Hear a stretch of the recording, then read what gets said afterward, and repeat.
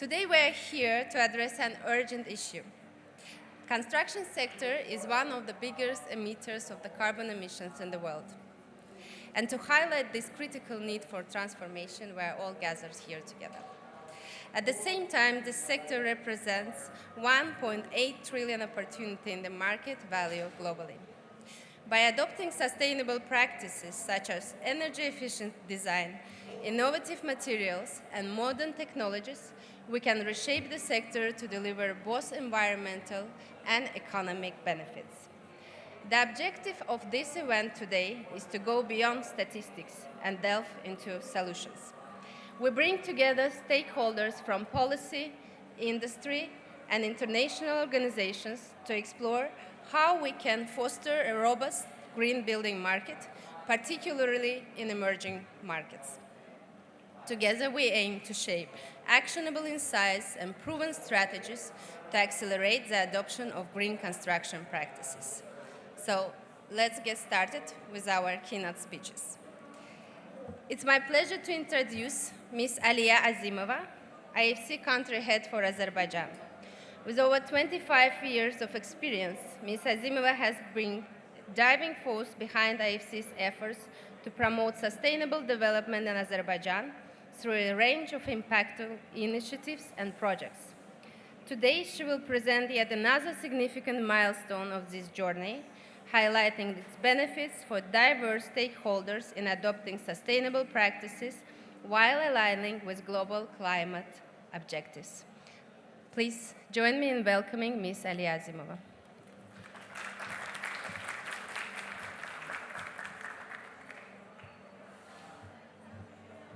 Good afternoon, ladies and gentlemen. It's a great pleasure for me to be here with you today and together with our esteemed panelists to discuss this important topic that my colleague Leila has highlighted. Over 40% of global carbon emissions are generated by construction value chains, with half of that coming from building operations and half from construction materials and related industries. At the same time, construction sector is a significant contributor to economic activity in developing markets, including Azerbaijan. And it is important to engage both public and private sectors players to address its impact on the quality of people's lives and environment. Considering the impact of the sector, adoption of green building frameworks helps align countries' NDCs by reducing energy intensity and carbon emissions, introducing resilient buildings against climate change, provides cost savings in energy and water.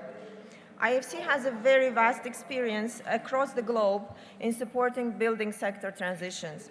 We have developed policy interventions as well as special tools and instruments, which my colleagues Olaf and Ahmed will delve into a bit in more detail. Adoption of standards and certification systems will allow development of more bankable projects and thus creation of green mortgage portfolios, unlocking opportunities for private investors and financial institutions in green construction sector. At IFC, we have a number of successful experiences where markets have introduced green bonds in countries such as Colombia, Romania, Vietnam, and many other geographies around the world. IFC has supported a UN Building Breakthrough Initiative at COP28 in Dubai and subsequently meetings in Paris, with the aim for countries to commit to zero carbon and resilient buildings becoming a norm by 2030. In March 2024, 70 countries have signed up to this agreement. I am very delighted to announce that today, within the framework of Ministerial Meeting on Urbanization and Climate Change, the government of Azerbaijan, represented by the State Committee for Urban Planning and Architecture, represented here today by Riyad Malim, the country has announced a green buildings roadmap developed with the support of IFC. Thus, the country is embarking on an exciting journey to develop a framework for decarbonization of the construction sector. Through this roadmap, we hope to pull together various stakeholders, interests, and actions, policymakers, financial institutions, construction companies, construction services, industrial enterprises, consumers, and potentially spilling over to construction materials producers. thus creating an ecosystem conducive for all market participants, with hopefully leading to more sustainable and healthier built environment. And I'm happy that Mr. Orkhan Mammadov from the SME Development Agency is joining us today to talk about the role of SMEs and the local industry in the decarbonization of construction value chains. I thank you once again for your participation and look forward to implementation of joint activities for greener and sustainable future. Thank you so much.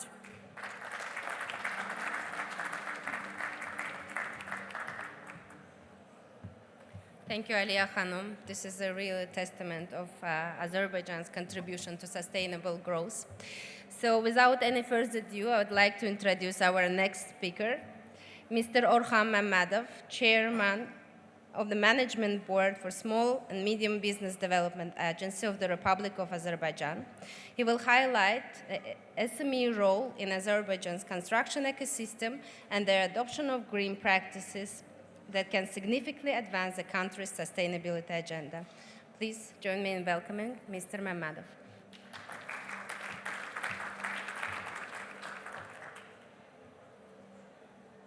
Thank you very much, dear friends, dear colleagues, esteemed business community, and our guests. First of all, I would like to greet you all on behalf of SME Agency of Republic of Azerbaijan and myself.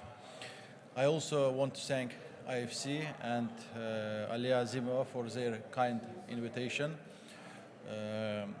Over the past period of time, we, as an agency of SME development, we had productive relations with IFC Baku office and implemented a number of joint projects with them.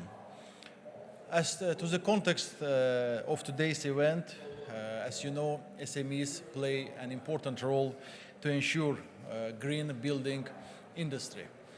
Primarily, construction sector is one of the main areas where there are quite large number of SMEs. And secondly, as SMEs constitute more than 90% of all operating businesses worldwide, they can virtually drive the demand for and arrange relevant green building infrastructure.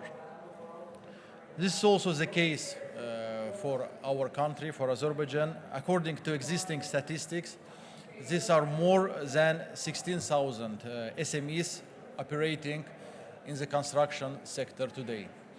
This number has been constantly increased by more than 4 times from year 2018 within the development of the construction sector in Azerbaijan. And last year, SMEs created about 2 billion or 1.2 billion USD equivalent force value added, and employment, it's about more than 55,000 people in the construction sector. This indicates high presence of micro, small and medium businesses in the construction sector and their capacity to contribute to green construction practices in our country. And in year 2023, the number of active SMEs in Azerbaijan overpassed 400,000. It's more about than 99% of all registered businesses in our country operating here. SMEs are better positioned to introduce green approaches and upgrade their physical infrastructure in line with green standards. But the greening, of course, it's not easy for SMEs. They face some challenge, especially in the field of green knowledge, green capacity, and their access to green resources. SME Development Agency of Azerbaijan supports green transition of SMEs through different ways.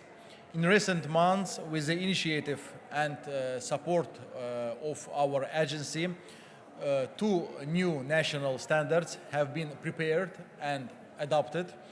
These are Green Business Management Standard and ESG framework standard. Both these standards can be considered as a pioneering experience at the international level.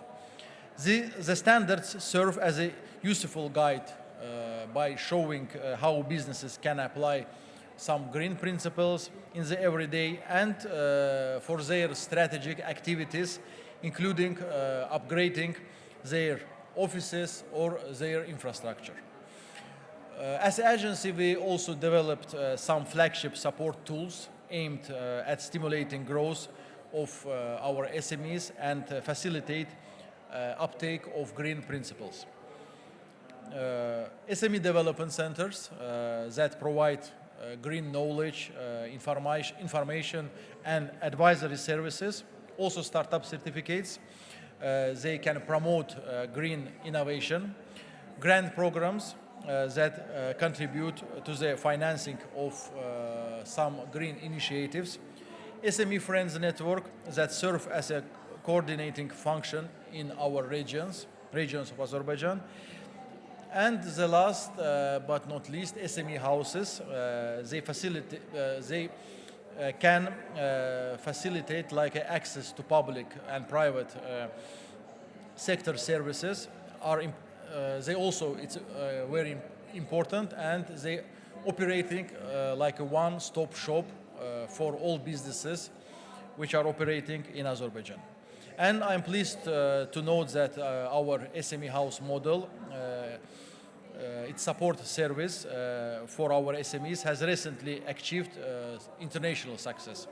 In the competition held by OECD, our SME houses were selected by all experts as one of the leading innovative practices and presented on the organization website as an example. Some example model for all member countries. Dear friends, within COP29 we have also announced a global initiative. It's called Baku Climate Coalition for SMEs Green Transition, presented as a joint declaration. This initiative calls on institutional and individual actors to support SMEs in overcoming climate challenge and transitioning to greener practices. The declaration includes the proposal to establish SME green resource centers, which will identify and address country-specific challenges for SMEs. These centers will offer tailor-made solutions using international experience and resources and facilitating a smoother, greener transition for them. Our goal is to generate widespread support for this declaration and to collectively enable our SMEs and SMEs worldwide to be active contributors to the global climate solution. We already have our colleagues, our friends, and some institutions, international organizations who joined this declaration. Between them, it's International Trade Center, Brazilian Support Service for Micro and Small Enterprises, and other partners. And using this opportunity, I would like to call all SME stakeholders to join this initiative. Thank you very much.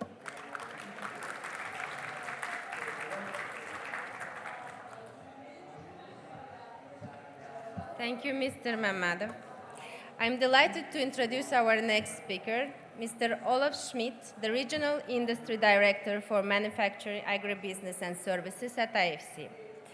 He will highlight IFC's role in driving a global green and resilient transition through strategic investments, advisory services, and innovative tools like EDGE Green Building Certificate, enabling zero-carbon buildings and climate-resilient solutions in emerging markets. Please, Mr. Schmidt, we look forward to your perspective.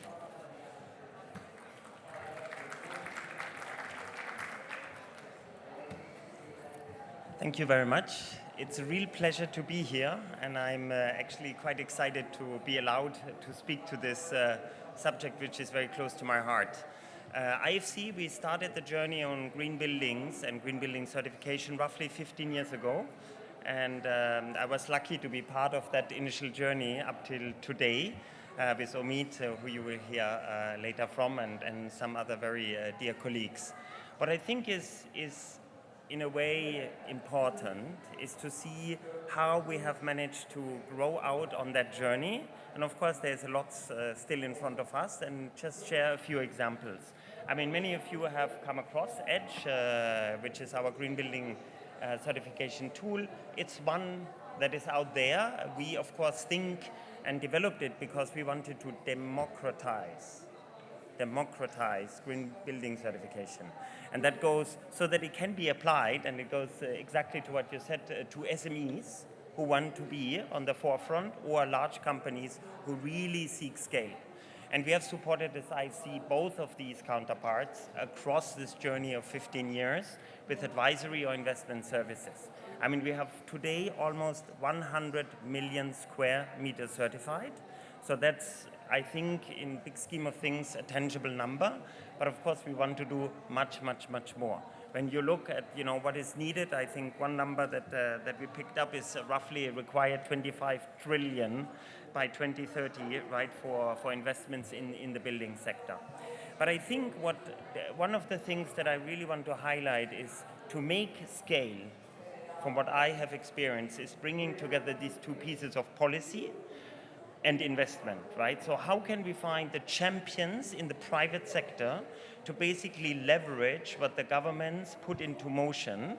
And some of our clients are here. I mean, there's Baldwin, you will hear later, from South Africa, which we are proudly partnering with.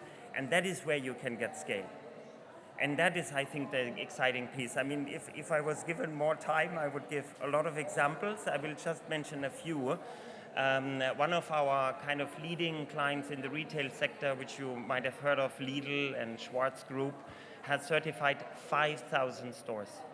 5,000 stores. You will not find a lot of companies who have done that. And it is because they embarked and saw the opportunity that actually you are saving money on operations. You are saving money on your investments by doing this. So it's really a double win that I think that we need in the mindset of counterparts to convince them to say, this is not just to hang a nice certificate on the wall. This is a win also for the company as we reduce consumption on electricity, water, building materials. Which brings me to this other point. It's about the construction sector, which of course talks about the supply chain. What are we doing about green steel, green cement? We had a discussion earlier, right, about that. And I think that will be very important to bring and learn from each other. I mean, we are doing some very innovative investments in green steel in Brazil right now. How can South Africa or Azerbaijan learn from that, and vice versa? So I think, to me, that's really the core of it. And whatever has walls, be it a hospital, a school, a property, a commercial property building, a housing complex, should try to aim how can you reduce that kind of emissions that is caused. And as Aliya said, right, I mean, 40% is a big number that this sector contributes. So that's in a sense, and we try to experiment, try to move this innovation barrier, right? I mean, the net zero buildings is, I think, one of the ones where we look for partners who want to move that needle to get to that level, right? Net zero carbon buildings, it's possible. It just takes the willingness and the championship of the companies to say, let's embark on it and do it. So with that, I wish you a wonderful panel, and I'm really grateful that we are allowed to make a few observations. Thank you so much.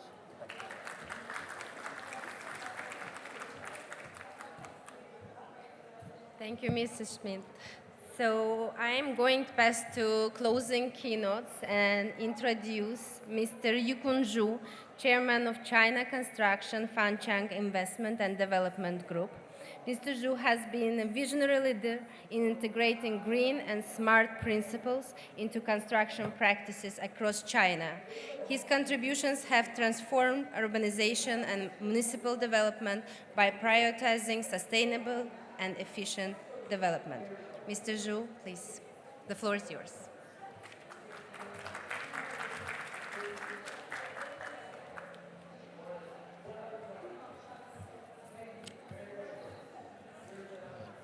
Ladies and gentlemen friends, good afternoon. It's a great honor for me to represent China Construction Engineering Corporation.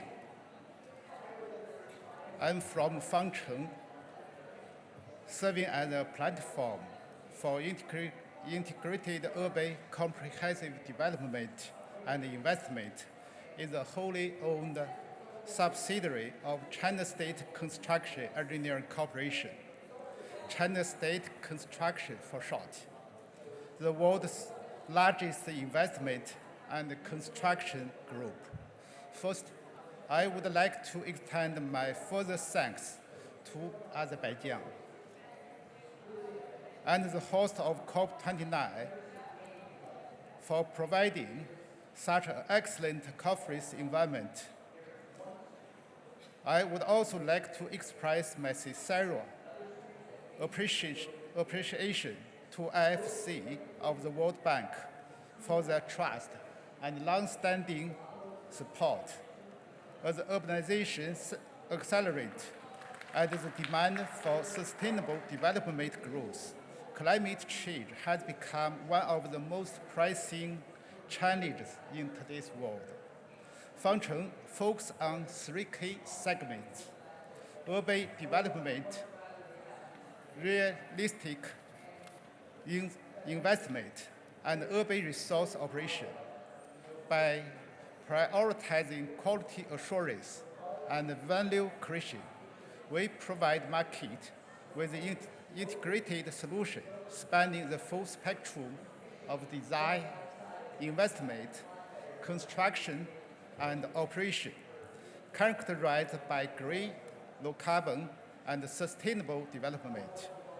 We have invested in and operate over 60 large-scale projects across 16 major cities in China, with a total investment of nearly $45 billion.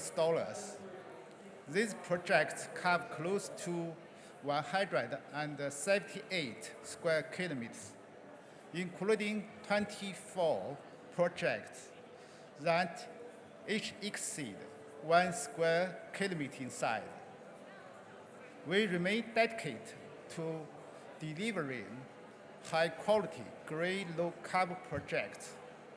Among the projects completed and delivered, the total floor area of building certified as green, ultra-low energy, and healthy building has reached 5.93 million square meters, accounting for 80% of the total completed area. The area of certified national level green ecological district has reached 2.15 square kilometers. A prime example of them, the Yijingtai ultra-low energy residential project in Shanghai, received the Edge Advanced certification from the IFC. It achieved energy saving of over 65%, less embodied carbon in material of 40%, and water savings of 29%, reducing CO2 emission by 356 tons per year. This project has delivered outstanding social and ecological benefits, earning GPM Best Practice from the American Academy of Project Managers. We carry out combination of green construction and green finance. In 2023, the urban development project in Gaoling district of Xi'an was awarded the top rating of G1 by a credit rating agency. For green assets, we have successfully issued a 15-year unsecured green insurance bond valued at 2 billion yuan, driving the great growth of urban development. We continue to empower urban development with green technology systems. By focusing on green construction, intelligent construction, ecological protection, and intelligent operation and maintenance, we have established key technology systems for green, low-carbon cities and buildings. By integrating green, low-carbon, and environmental principles into our supplier management system, we are building a green and low-carbon supply chain. We are applying advanced technologies like building integrated photovoltaics, PEDF, that is photovoltaics, energy storage, direct current, flexibility system, wind-solar hybrid, and ground source heat pump to projects of urban renewal. Ladies and gentlemen, friends, China, with open, inclusive, peaceful, and stable environment, prevents extensive and thriving opportunities for investors around the world. When it comes to investing in China urban comprehensive development, we invite you to consider China state construction as your first choice. For partnership, we're upholding values of mutual, respect, equality, and mutual benefit. Win-win corporate. We welcome partnership with like-minded friends and are dedicated to build livable, resilient, smart, and vibrant sustainable city. Place your trust in us and will deliver results that exceed your expectation. Thank you.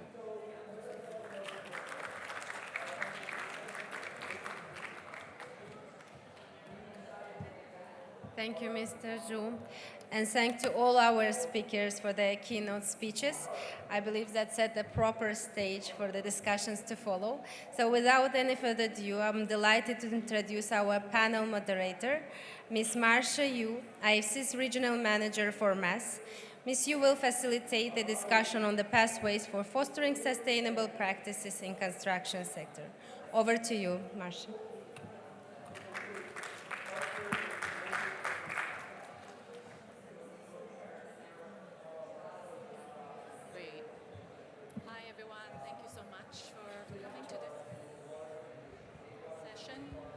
Yeah, great. Thank you. Try again. Thank you so much for coming to this session. Today in our panel, we really have representation from industry, from policymakers, as well as international organizations. So on that note, may I invite Matthew?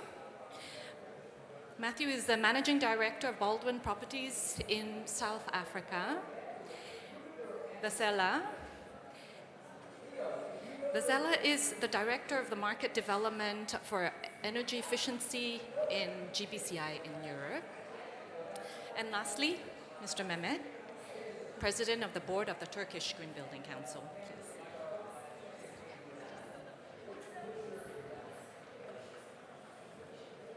Thank you so much. Yeah, maybe I'll just go from this way. Matthew, maybe if you can start first and let us know how green building has transformed your business in South Africa. So Baldwin Properties is a residential property developer in South Africa. And in around 2017, we made a commitment that every building we build will receive a green certification, which at the time was unusual for South Africa, unusual for the world. But it was a firm belief of our company that this is the way you need to go as a responsible developer. You need to be embracing green building. and it has now transformed how our company does construction. One of the first questions whenever a project is started is, okay, which certifications are we going to go? And inevitably it is EDGE, the IFC's tool.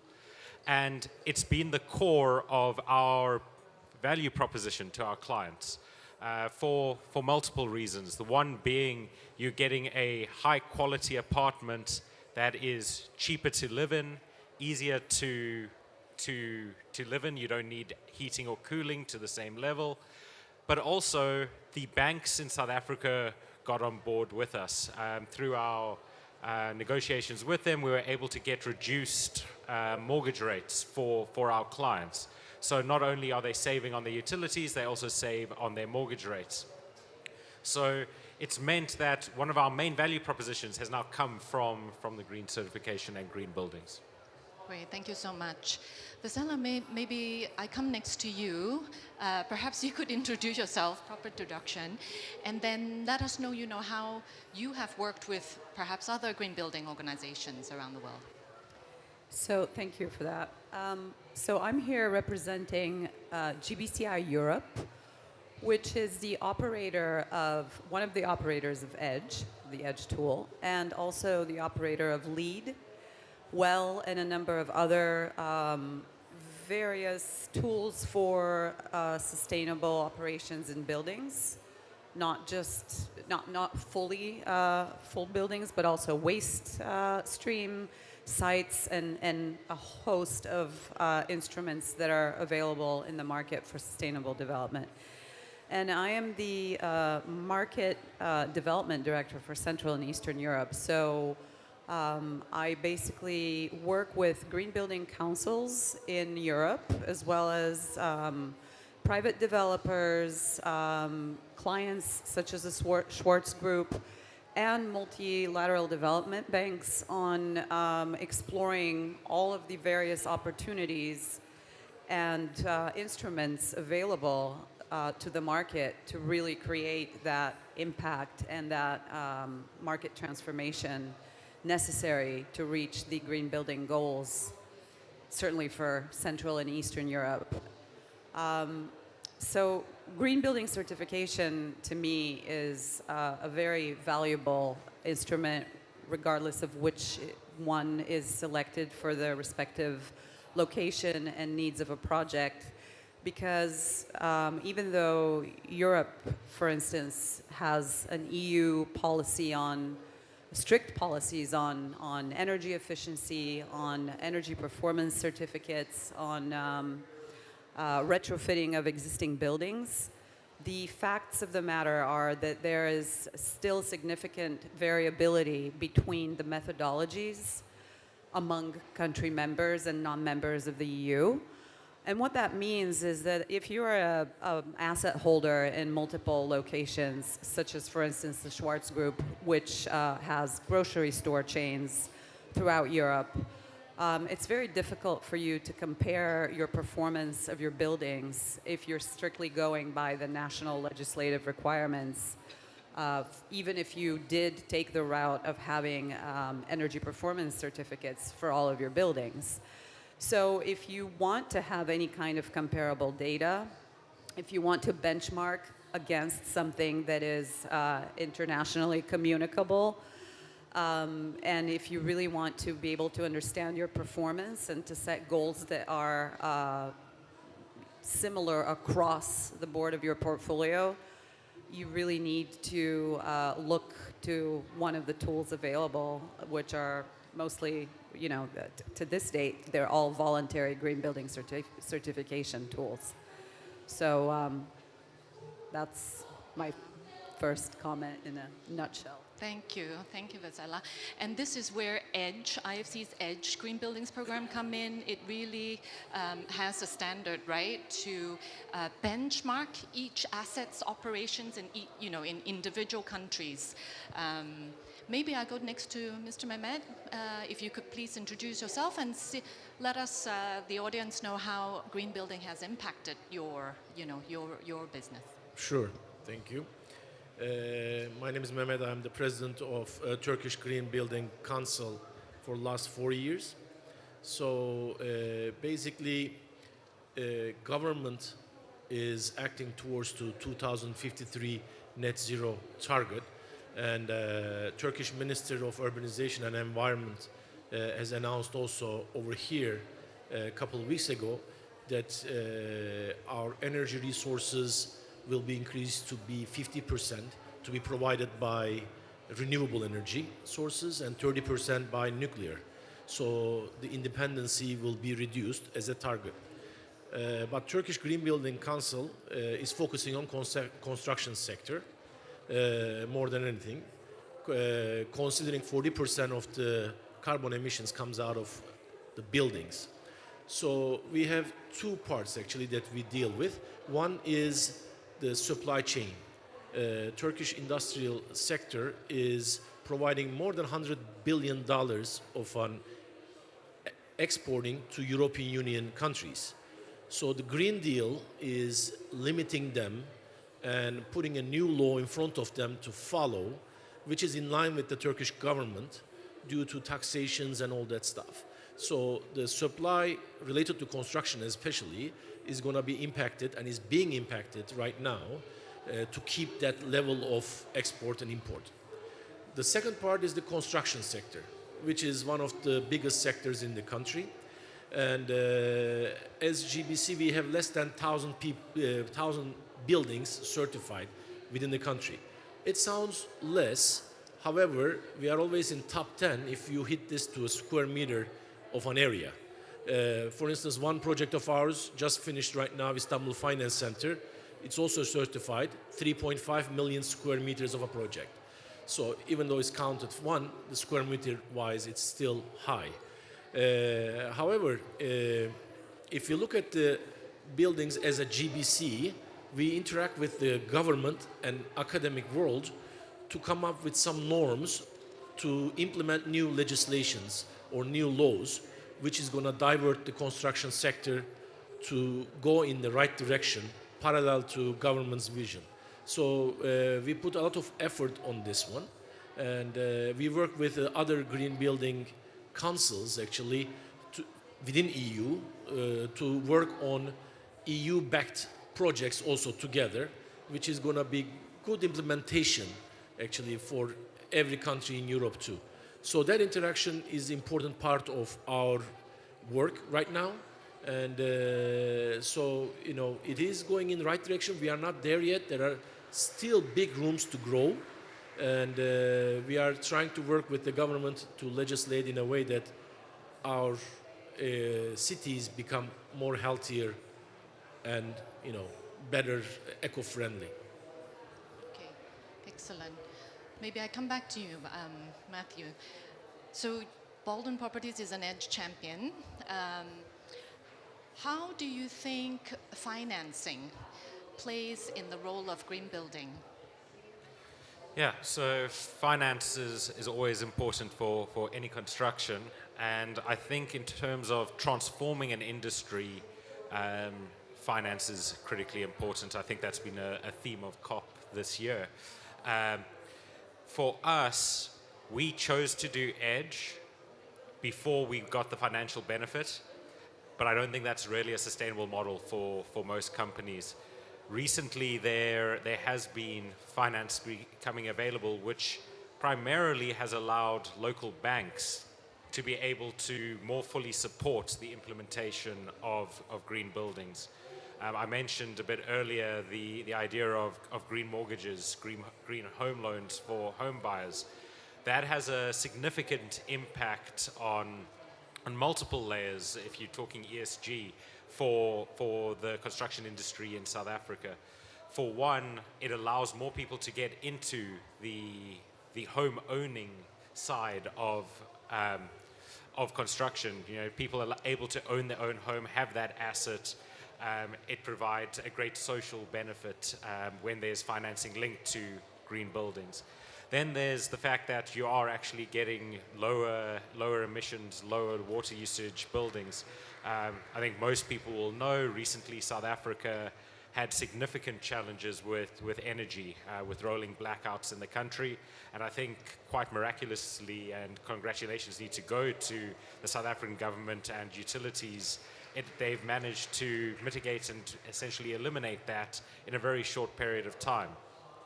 A large contributor to that was significant rollout of renewable energy by private industry, which was made more available, partly from absolute need, but partly due to financial support for that rollout. And currently we're sitting with water being a significant shortage in the country.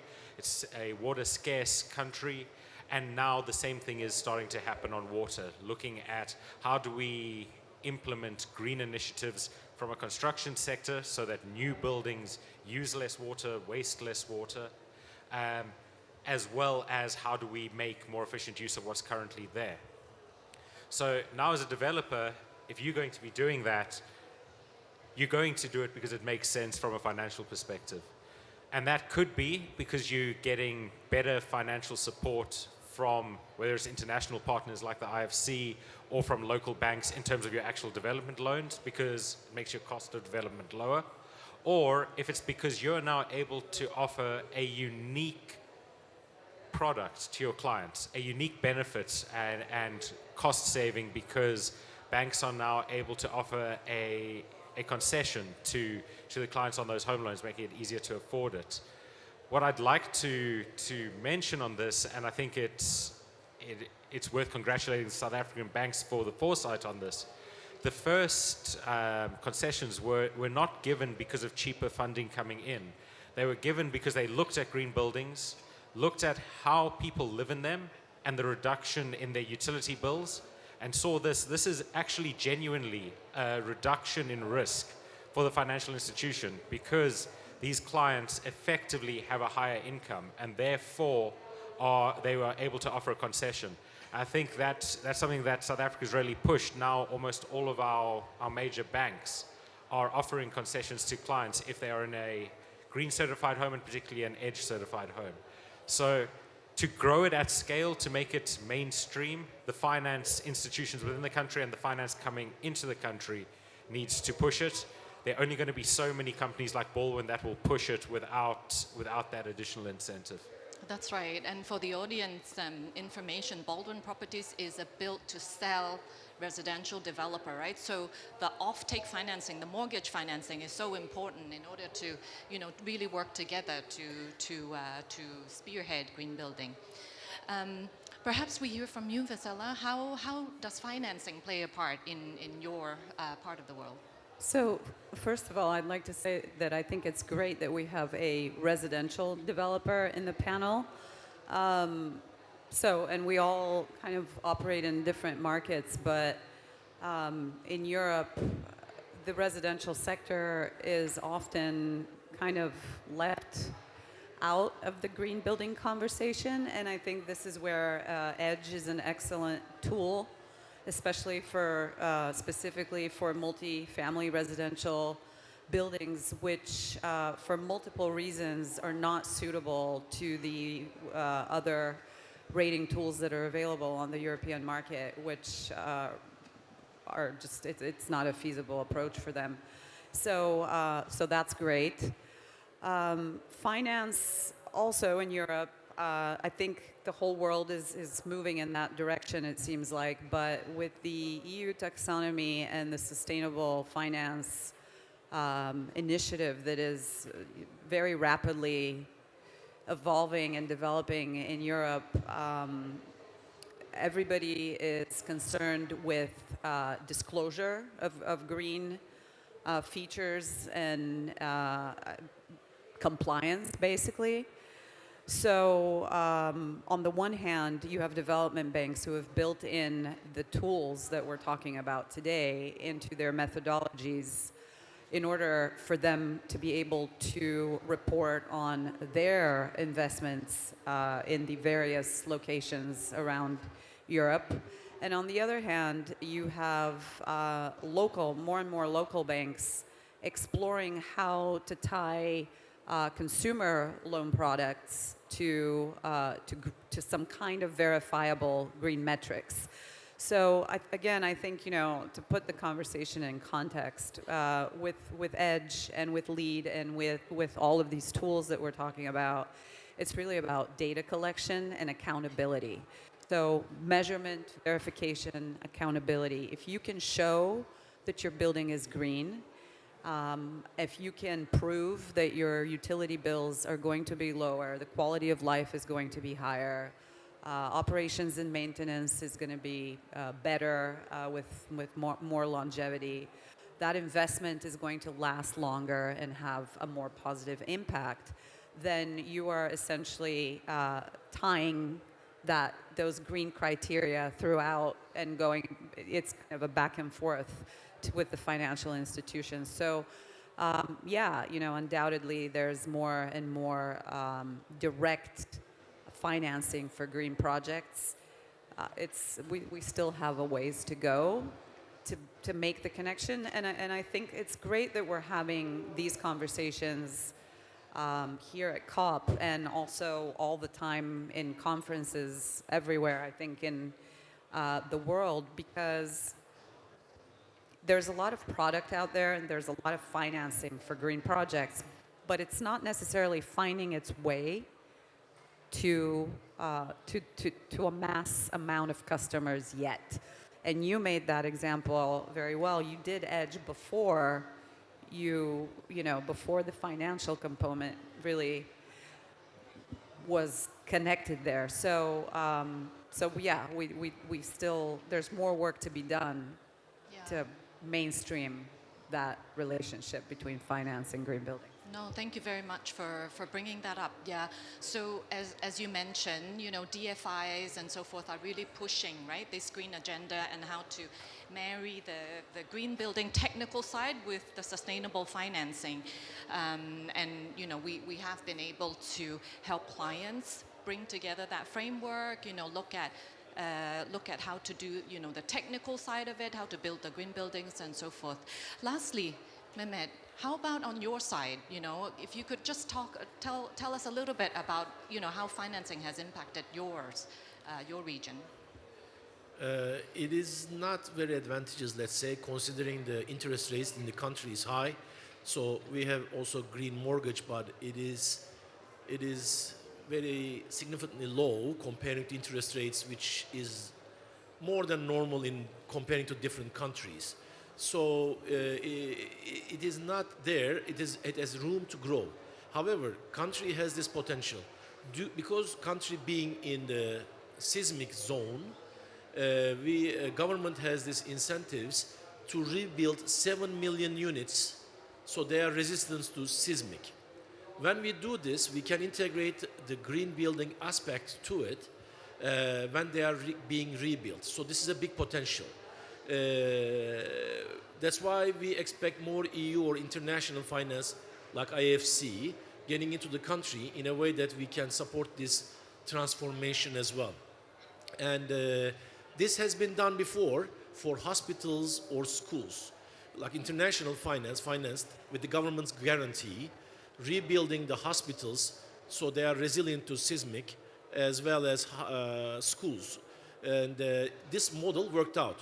But 7 million units is a lot. So that's why the first trial for a smaller scale, but more important buildings, like public buildings, worked out well. So we expect that to continue into the private sector as well, where people are motivated to renovate their building or rebuild their building with the incentive of the government, so they can live not only safely, but also environmental friendly. No, thank you very much. And maybe for the audience, you can see, right, at the bottom right-hand corner, we have the EDGE Green Building Certification Program, but we also have what Mehmet has just mentioned as important, the Building Resilience Index, right? That really help, clients think about, their buildings, how resilient they are and so forth. On this note, I'd like to thank the panelists. Thank you so much for your insight and your time today. Thank you very much. Thank you. Thank you. Thank you.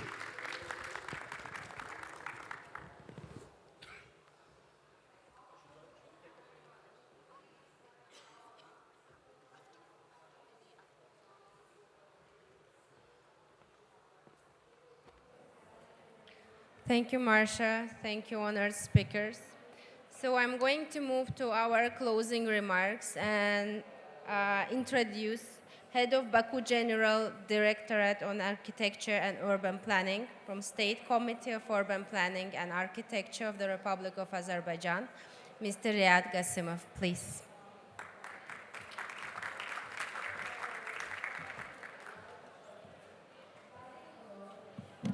Thank you, dear colleagues, esteemed guests. It is my great honor to be here, and I would like to welcome you all in Azerbaijan and express my gratitude to our esteemed colleagues at IFC for the opportunity to address to all of you today. It is both a privilege and a pleasure to share this remarkable occasion during a great event our country hosts, COP29, as we celebrate a forward-thinking step in Azerbaijan's journey towards sustainable development and environmental stewardship. As you are well aware, on September 13, 2024, during the Baku Climate Week, a landmark memorandum of understanding was signed between the State Committee for Urban Planning and Architecture of Azerbaijan and the International Finance Corporation. This agreement marks the beginning of our ambitious, crucial initiative, the development of a roadmap for advancing green buildings in Azerbaijan. This collaboration is not just about buildings or construction.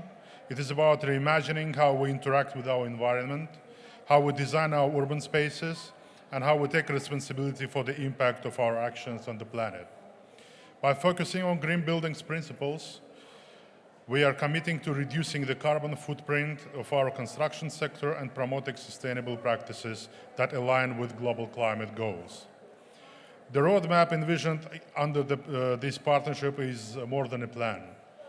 It is a transformative blueprint, and it will define the resources, tools, the mechanisms needed to integrate ecological principles into our construction processes. By doing so, we aim to reduce environmental harm, lower CO2 emissions, and create urban spaces that are healthier and more resilient for future generations. This collaboration is also a testament to the power of partnerships by bringing together the expertise of the State Committee and the IFC, and we are creating a synergy that will drive innovation, expand knowledge, and ensure the successful implementation of sustainable buildings practices in Azerbaijan. As we move forward, we recognize that this effort requires not only technical expertise, but also collective will. It calls on all stakeholders, and as our esteemed delegates and panelists mentioned, it calls for all stakeholders to be there, government bodies, private sectors leaders, architects, urban planners, and of course the citizens, to unite under the shared vision of a greener, cleaner, and more sustainable future. Today, we embark on a journey that will not only redefine how we build, but also how we think about our role in preserving the planet. Together, we are building a legacy, not just for ourselves, but for generations to come. As many of you already know, our capital, Baku, will be hosting another important international event in May 2026, the 13th World Urban Forum, which will be another milestone and in the development of the international cooperation in the sector of urban development and sustainable growth of our cities. It goes without saying that we will be very happy to see you all once again at WUF 13 to share the path we are going to be together through during the next 18 months. Let us take this opportunity to turn our shared vision into action. Let us commit to making Azerbaijan a leader in sustainable development and green innovation. And let us remember that every step we take today brings us closer to a brighter and more sustainable tomorrow. Thank you very much.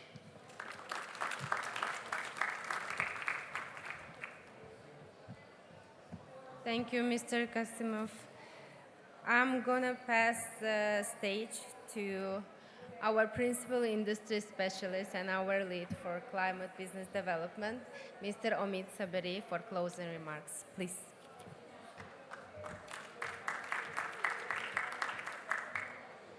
Ladies and gentlemen, thank you. I learned a lot. This panel and the speakers have brought a lot of insight to how we are going to transition our cities and buildings toward green and resilient buildings.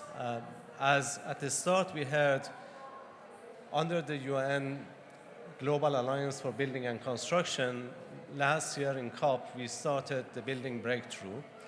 Actually, there is a session right now that is happening, and the discussion is around how exactly the work that Azerbaijan has done, the roadmaps, can help us to work together. We had the comments around roadmaps. We don't want generic roadmaps. We want action-oriented, very, very specific roles and responsibilities for each party, because this is not just something that IFC or World Bank or Scupa can carry by themselves, or China Construction or Baldwin. So we need to bring everyone together and work together. I want to close by saying that at the end of the day, whatever we are doing is the story of people. What value we are going to deliver to the end customer. If the person living in those houses, a young couple moving to those houses, are going to pay less, 40% less on their utilities, they are going to pay less on their mortgages, they have better dignified life, that's where we win the battle. We are not going to win the battle by providing more finance or providing more, earning more profits. But this is a story of people. But at the same time, I would also say that green buildings is a story of opportunity for young generation. Lots of students here, we have seen, they can get jobs in these type of fields. And we already trained around 5,000 engineers, 2,000 of them are already edge experts. And we continue to do that on resilience as well. We love to help. If you have any ideas, any projects, please reach out to us at IFC and World Bank, and our colleagues here as well from Green Building Councils, from the Azerbaijan team. We'd be happy to collaborate. Thank you so much, and thank you for your attention today. Bye-bye.